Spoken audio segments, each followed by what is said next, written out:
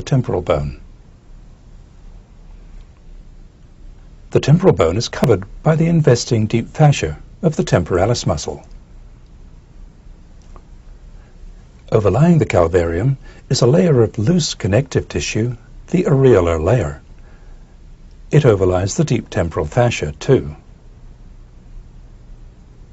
The areolar layer separates the bone from the next layer that we'll add, the assembly of structures known collectively as the epicranium. The epicranium is formed partly by tendon, partly by muscle. To see it better, we'll add all of it to the picture.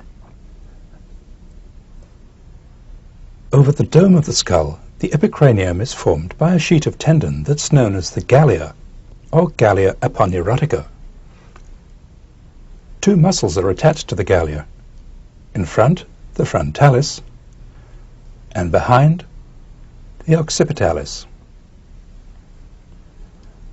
The occipitalis muscle arises from here on the occipital bone, above the superior nuchal line. It inserts into the galea. The frontalis muscle arises from the galea and inserts into the skin of the lower part of the forehead, close to the eyebrow. These two muscles produce important movements of facial expression. When occipitalis and frontalis act together, the eyebrows rise. When frontalis acts by itself, the forehead is pulled downward in a frown.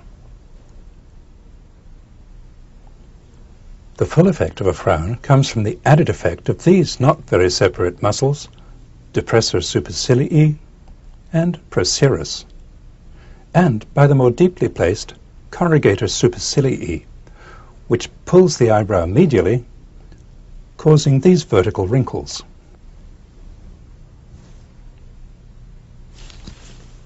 On the side of the head, the epicranium is formed by this area of dense connective tissue, the superficial temporal fascia.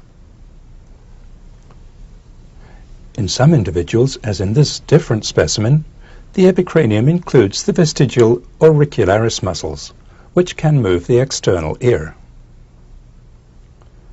Now we'll add the more superficial part of the scalp to the picture. Firmly attached to the epicranium is a layer of fibrous tissue interlaced with fat. Above this is the hair-bearing skin of the scalp. These are the hair follicles, which extend through the thickness of the skin. That brings us to the end of this brief section. Now, let's review what we've seen of the facial muscles and the scalp.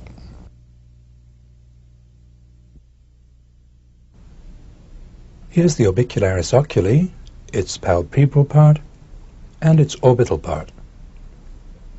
Here's orbicularis oris. Here are the risorius, zygomaticus major, levator anguli oris, levator labii superioris, and nasalis muscles. Here are the depressor anguli oris, depressor labii inferioris, and mentalis. And here's platysma. Here's the areolar layer of the scalp. Here's the epicranium, consisting of the galea, the frontalis and occipitalis muscles, and the superficial temporal fascia. Here are the procerus, the depressor, and the corrugator supercilii.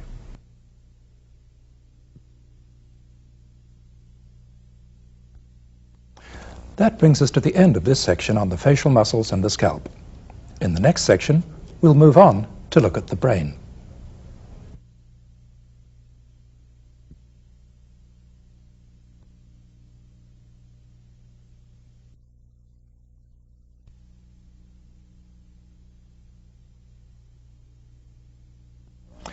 In this section, we'll first take a brief look at the shape of the brain and its main parts.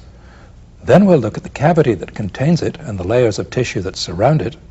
Then we'll return to the brain itself and look at it in more detail. Here's the brain. Much the largest part of the brain is the cerebrum. The cerebrum is partly divided in the midline into two cerebral hemispheres. Below the cerebrum, and separate from it, is the smaller cerebellum. The cerebrum and the cerebellum both grow out of the brainstem. The brainstem becomes continuous below with the spinal cord. The brain is contained within the cranial cavity. Here's the cranial cavity in a dry skull. It's almost the same shape as the brain. As we saw in the last tape, two big steps divide the floor of the cavity into three parts.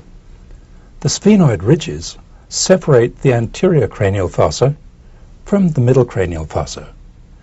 This part of the cerebrum, the frontal lobe, occupies the anterior cranial fossa. This part, the temporal lobe, occupies the middle cranial fossa. The petrous temporal bones separate the middle cranial fossa from the posterior cranial fossa.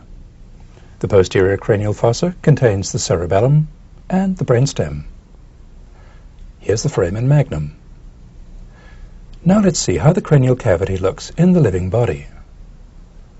The cranial cavity is lined throughout by this layer of tough, shiny fibrous tissue, the dura. Below, the layer of dura passes through the foramen magnum, becoming continuous with the dura that lines the vertebral canal. Two important extensions of the dura create partitions within the cranial cavity. They're the falx and the tentorium.